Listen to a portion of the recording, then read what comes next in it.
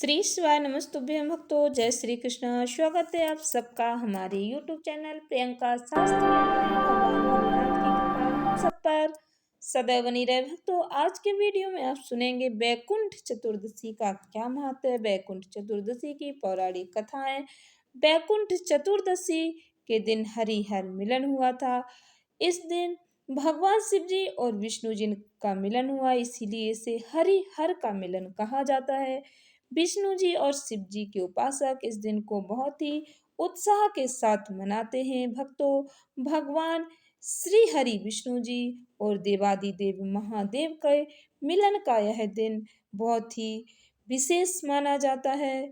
खास तौर पर इस दिन उज्जैन और वाराणसी में उत्साह का माहौल होता है। उज्जैन में भव्य आयोजन किया जाता है। शहर के बीच से भगवान महाकाल की सवारी निकलती है, जो महाकालेश्वर मंदिर तक जाती है। इस दिन उज्जैन में चारों तरफ उल्लास का माहौल रहता है। बैकुंठ चतुर्दशी कार्तिक पूर्णिमा के एक दिन पहले यह पावन पवित्र पर्व मनाया जाता है।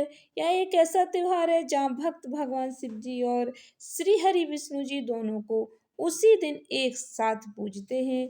यही वह दिन है जब भगवान विष्णु जी को वाराणसी में काशी विश्वनाथ मंदिर में विशेष सम्मान दिया जाता है। मंदिर बैकुंठ धाम की तरह सजाया जाता है। भगवान विष्णु जी भगवान शिव जी को तुलसी पत्तियां प्रदान करते हैं और भगवान शिव जी बदले में भगवान विष्णु जी को बेल पत्र देते हैं।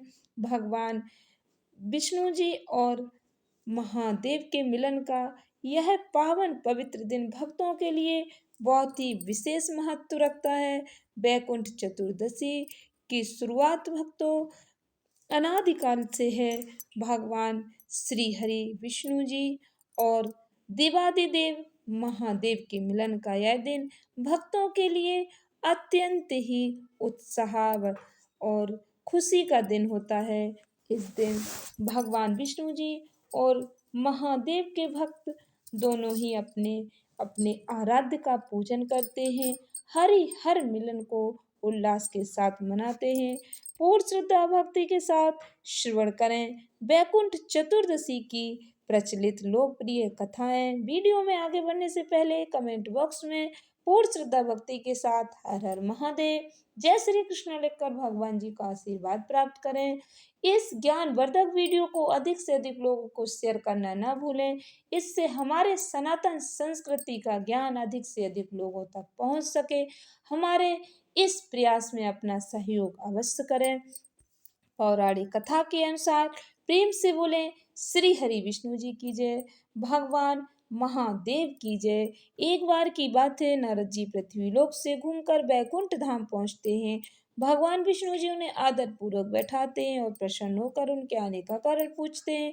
नारद जी कहते हैं, हे प्रभु, आपने अपने अपना नाम कृपा निधान रखा है। इससे आपके जो प्रिय भक्त हैं वही तर पाते हैं, जो सामान्य नर नारी है वह तो वंचित रह जाते हैं। इसलिए आप मुझे कोई ऐसा सरल मार्ग बताएं जिससे सामान्य भक्त भी आपकी भक्ति कर मुक्ति पा सकें। यह सुनकर भगवान विष्णु जी बोले, हे नारद, मेरी बात ध्यान पूर्वक सुनो।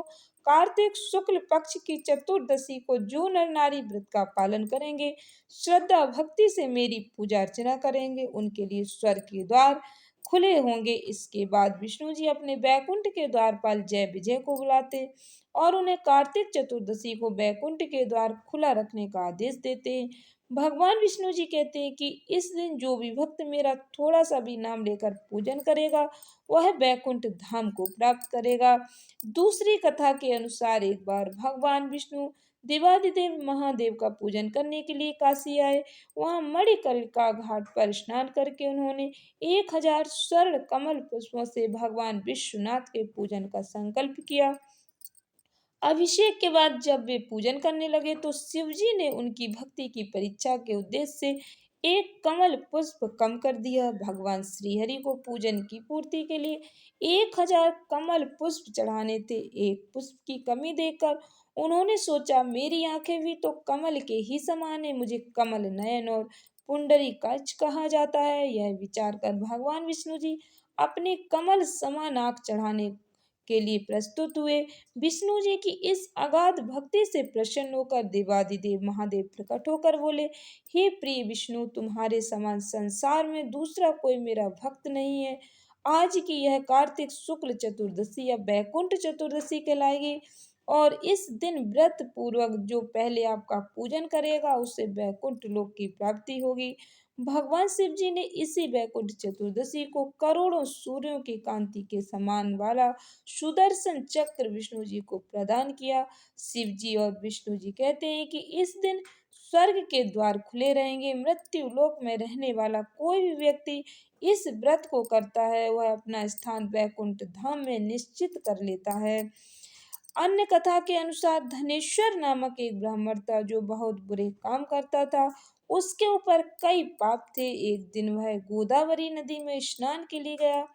उस दिन बैकुंठ चतुर्दशी थी। कई भक्तजन उस दिन पूजा अर्चना कर गोदावरी घाट पर आए थे। उस भीड़ में धनेश्वर भी उन सभी के साथ था। इस प्रकार उन श्रद्धालु के स्पर्श के कारण धनेश्वर को भी पुण्य मिला। जब उसकी मृत्यु हो गई तब उसे यमराज लेकर गए और नरक में भेज दिया। तब भगवान विष्णु जी ने कहा, यह बहुत पापी है, पर इसने बैकुंठ चतुर्दशी के दिन गोदावरी स्नान किया और श्रद्धालुओं के पुण्य के कारण इसके सभी पाप नष्ट हो गए, इसलिए इसे बैकुंठ धाम में ले गया। धनेश्वर को बैकुंठ धाम की प्राप्ति हुई। भक्तों, इन कथाओं से हमें यह ज्ञान मिलता है कि भगवान अपने भक्तों की सदैव रक्षा करते हैं, उनकी सहायता करते हैं। इस वीडियो को अधिक से अधिक लोगों को शेयर करके भगवान जी का आशीर्वाद अवश्य प्राप्त करें। चैनल को सब्सक्राइब करें, वीडियो को लाइक करें, कमेंट बॉक्स में अपने विचार लिखना न भूलें। धन्यवाद भक्तों। श्री शिवाय नमस्तुभ्यं।